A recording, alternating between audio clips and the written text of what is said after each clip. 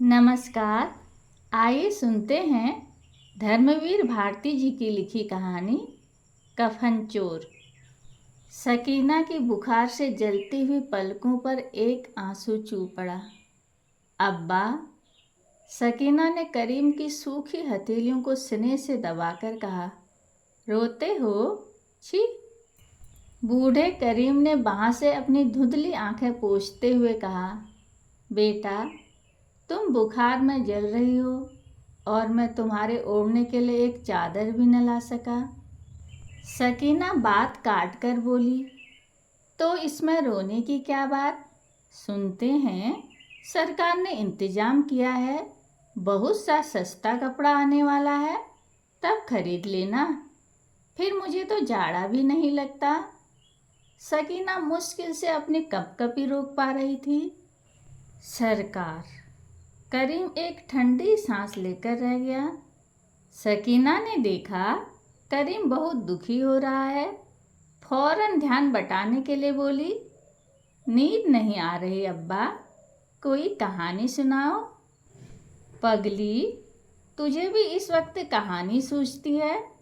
बेटा, हम ही लोगों के हालात कोई अखबार में छपा दे तो बड़ी दर्दनाक कहानी बन जाए। नहीं नहीं अब्बा, कहानी सुनाओ। सकीना छोटे बच्चों की तरह मचल कर बोली। अच्छा सुन, करीम बोला, यही लखनऊ का किस्सा है। नवाबी अमल था। छतर मंजिल में नवाब साहब की ऐशगाह थी। दिन भर दोस्तों के साथ ऐश करने के बाद जब नवाब साहब आरामगाह में जाते थे तो उनकी पलकों में गुलाबियों का नशा रहता और उनके कदमों में शराब की छलकन।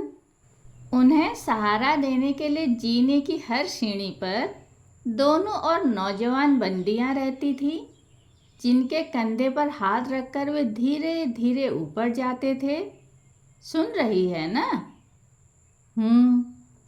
अच्छा। तो एक दिन सभी बंदियां मुर्शिदाबादी रेशम की पोशाक पहनकर खड़ी हुईं। नवाब साहब ने पहली बांदी के कंधे पर हाथ रखा ही था कि रेशम की चिकनाहट की वजह से दुपट्टा फिसल गया और वे गिरते गिरते बचे। नीचे से ऊपर तक बंदियों में भय की एक लहर दौड़ गई। नवाब साहब संभले और गरज कर बोले, बद जातो, कल से तुम लोगों के कंधे नंगे रहने चाहिए। और दूसरे दिन से उनके कंधे नंगे रहने लगे। समझी बेटी? तब कपड़े की कमी नहीं थी और न अब है। मगर हम गुलाम और गरीब तब भी नंगे रहते थे और अब भी नंगे रहते हैं। जानती है क्यों? ताकि अमीर लोग हमारे नंगे कंधों पर आसानी से हाथ जमाकर सोने और चांदी की सीढ़ियाँ चढ़ सके। सो गई सकीना? सकीना सो गई थी। करीम उठा, एक फटी चटाई पर बाहों पर सिर रखकर लेटा रहा। उसने दोपहर से कुछ नहीं खाया था। भूख लगी थी, मगर वह धीरे धीरे सो गया। हिंदुस्तानियों की आदत है कि जब वे भूखे होते हैं तो सो जाते हैं और सपने देखने लगते हैं। करीम ने भी एक सपना देखा। हिंदुस्तानियों की तरह वह भी इस दुनिया से ऊब कर बहिश्त चला गया। आगे आगे कांपता हुआ करीम और पीछे पीछे अपने कुर्ते को संभालती हुई मासूम सकीना। सामने तख्त पर खुदा बैठा था। करीम ने सिर झुकाकर कहा, या खुदा, हम लोग नंगे हैं, भूखे हैं। खुदा ने अपनी आंखें उठाई। सकीना पर उसकी निगाह पड़ गई और उन्होंने बगल में बैठे एक फरिश्ते से कहा, हजरत, मैं देखता हूँ कि भूख में भी आदमी का हुस्न निखरता जाता है।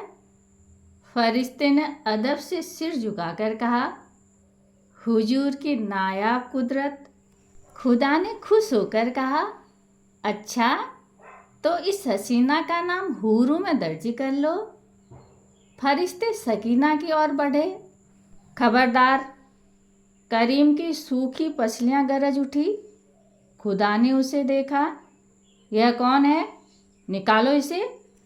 कमबख्त, तूने इंसाफ का ठेका लिया है? करीम चीखा। उफ, तुम में खुदाई हो मगर तूने अभी तक इंसानियत नहीं सीखी है। ओ धोखेबाज खुदा। सकीना फरिश्तों के हाथों में छटपटाती हुई चीखी। अब्बा। करीम की आंखें खुल गई। छटपटाती हुई सकीना चीख रही थी, अब्बा। करीम घबराकर उठा। अब्बा, जोड़ी चढ़ रही है, थरथराती हुई सकीना बोली। वह पानी से निकली हुई मछली की तरह छटपटा रही थी। करीम लाचार होकर उसकी ओर देखता रहा। उसके पास नाम के लिए एक धोती भी न थी कि पूस की रात में जूड़ी से कांपती हुई रोगिणी बेटी को उठा दे। हाथ ऐंठ रहे हैं अब्बा, कहकर उसने हाथ झटके और महीनों का पहना हुआ जर्जर कुर्ता बगल के पास से चर्रा कर फट गया। सकीना ने कोहनियों से लाश ढकने की कोशिश की मगर उसके हाथ की नसें तनी जा रही थी। वह शर्म से तड़प गई। करीम से अब न बर्दाश्त हुआ। उसकी आंखों में खून उतर आया। उसका रोम रोम सुलग उठा और उसने पैर पटक कर कहा, सकी, सकी बेटा, मैं कहीं से तुम्हारे लिए कपड़ा जरूर लाऊंगा। बेटी, कहीं न कहीं से जरूर। और झोंके की तरह वह बाहर निकल पड़ा। कब्रगाह में लगे हुए पीपल के नीचे एक मुसलमान भिखमंगा बैठा था। सामने थोड़ी सी आग जल रही थी। उसने एक लकड़ी से आग कुदेड़ते हुए कहा, या खुदा, गजब की सर्दी है। सुना था 14वीं सदी में कयामत होगी, इंसाफ होगा। कयामत बरपा है मगर इंसाफ का पता भी नहीं। एकाएक तीसरी कब्र के पास एक मनुष्य की छाया दिख पड़ी। वह कब्र आज ही खुदी थी और जुड़ाई करने वाले मजदूर फावड़ा और कन्नी वहीं छोड़कर चले गए थे। उस छाया ने फावड़ा उठाया और चलाना शुरू कर दिया। भिखमंगा डर से कांप गया। यह कौन है? कोई जिन? जिन नहीं, फरिश्ता होगा। कब्र खोदकर गुनाहों का लेखा दर्ज करने आया है। उसके मन में एक ख्याल आया, अगर वह इससे अर्ज करे तो दुनियावी मुसीबतों से छुटकारा पा जाएगा। वह कांपते हुए उठा और उसके नज़दीक आया।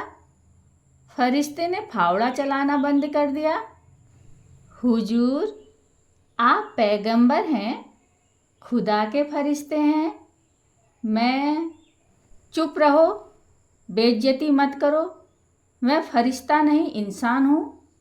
फरिश्ते ने चीख कर कहा, नहीं हुजूर, फरिश्ता।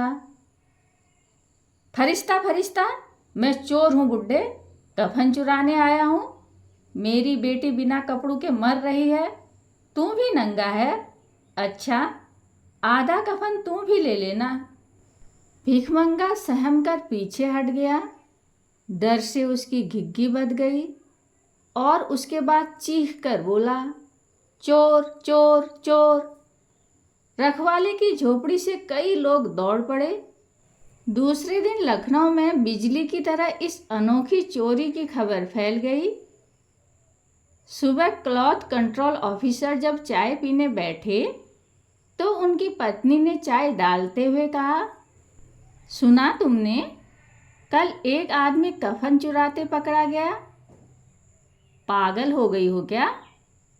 ओवरकोट और मफलर से कान और छाती को ढकते हुए उन्होंने कहा, कपड़े की ऐसी भी क्या कमी?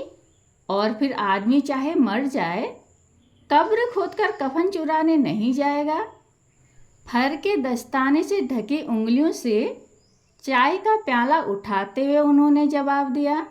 कहानी सुनने के लिए धन्यवाद।